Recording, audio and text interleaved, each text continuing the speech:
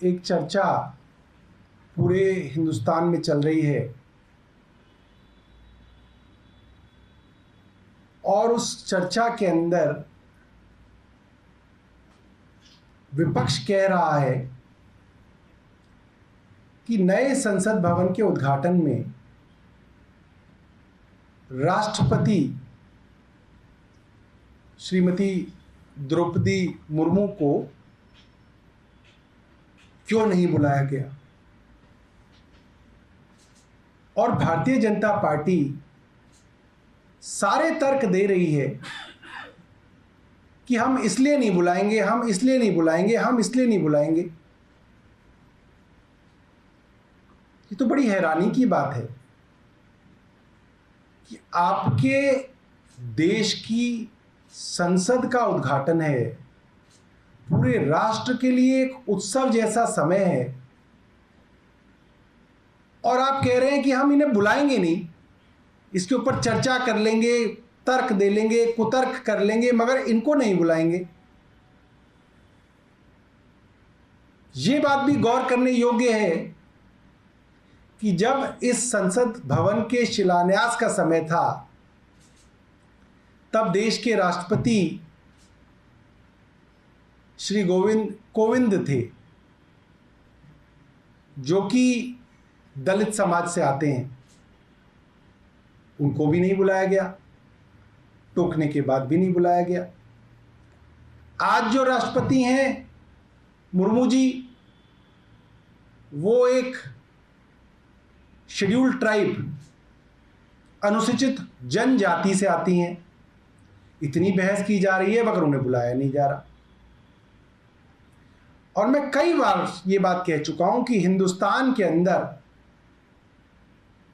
एक बहुत बड़ी कुरीति रही हमारे समाज में कि जब भी कोई पूजा पाठ होता था, कोई यज्ञ होता था, कोई हवन होता था, दलित समाज के लोगों को उससे दूर रखा गया। कई बार तो मंदिरों तक के अंदर उनका प्रवेश वर्जित कर दिया गया। और हजारों वर्ष से ये कुरीति हमारे समाज में रही। आज हमारे देश के पास एक मौका है ये दिखाने के लिए कि ये कुरीति आज हमारे समाज में नहीं है। मगर जिस तरीके से भारतीय जनता पार्टी देश की राष्ट्रपति को एक यज्ञ से, एक शुभ आरंभ से, एक शुभ कार्य से दूर रख रही है, कुतर्क दे रही है, मगर उनको बुलाने के लिए तैयार नहीं है। ये वही रूढ़िवादी मानसिकता है जिसमें दलित समाज के लोगों को पूजा पाठ, शुभ कार्यों, यज्ञों, हवनों से दूर रखा जाता था। और ये बहुत ज़्यादा जो है शर्म का विषय है कि भारतीय जनता पार्टी इस सब को जानते हुए भी उनको बुलाने के लिए तैयार नहीं है। क्या भारतीय जनता पार्टी सिर्फ उन्हें इसलिए नहीं बुलाना चाह रही कि वे एक अनुसूचित जनजाति से आती हैं? क्या भारतीय जनता पार्टी ने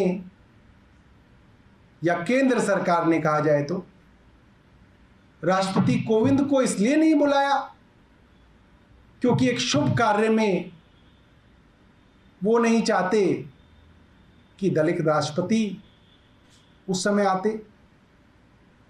पूरा देश का दलित समाज, अनुसूचित जाति, अनुसूचित जनजाति का समाज इसको देख के बहुत दुखी है, बहुत व्यथित है।